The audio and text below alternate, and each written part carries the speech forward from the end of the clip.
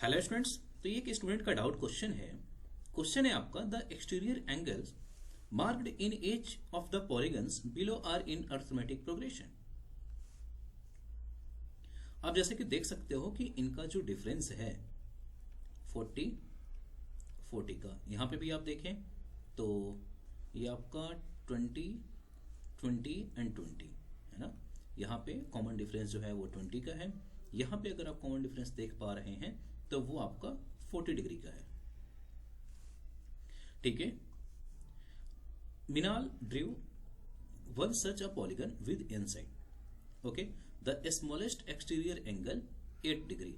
अगर मैं इस केस में ए की बात करूं तो यहां पे है आपका 60 डिग्री और कॉमन डिफरेंस आपका 20 डिग्री है। इस केस में अगर मैं ए की बात करूं तो वो आपका 80 डिग्री है एंड कॉमन डिफरेंस आपका 40 डिग्री है। यहां पे जो, अब देखो यहां पे जो स्मॉलेस्ट एंगल है उसी को हमने ए कंसिडर किया है। तो स्मॉलेस्ट एंगल जो है 8 डिग्री है, यानी ए की वैल्यू जो है वो 8 डिग्री है and each subsequent angle is 4 degree more than the previous angle. यानी यहां पे जो कॉमन डिफरेंस है वो 4 डिग्री का है। क्वेश्चन में पूछा जा रहा है कि find the number of side of the polygon that Minal had drawn. Okay, यानी हमें एन की वैल्यू फाइंड करनी है। इस केस में एन आपका 3 है, इस केस में एन की वैल्यू 4 है।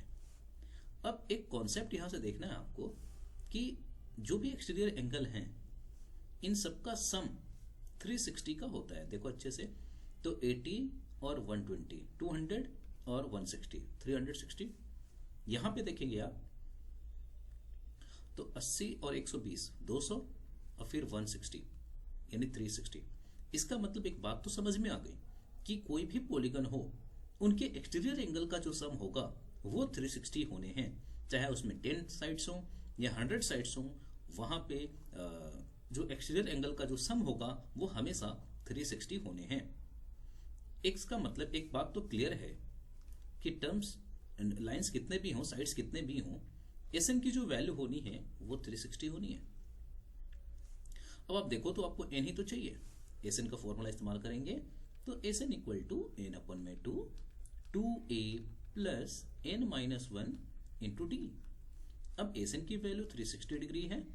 ओके, एन अपन में 2 ए की value 8 degree plus N minus 1 और डी की वैल्यू आपका 4। ओके, 360 डिग्री लिखने की जरूरत नहीं है, बाद में हम डिग्री डाल देंगे।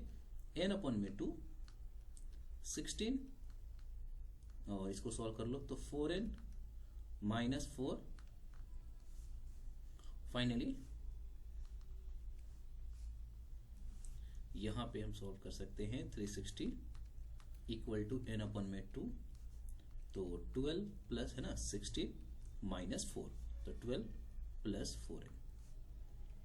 360 एन अपन में 2, 4 बाहर ले लो, यहां से कॉमन ले लो है ना, तो 3 प्लस एन, 2 2 जा 2, 2 1 जा 2, 2 2 जा 4 और 2 का है ना 360 में डिवाइड करोगे तो 180 आ जाना है।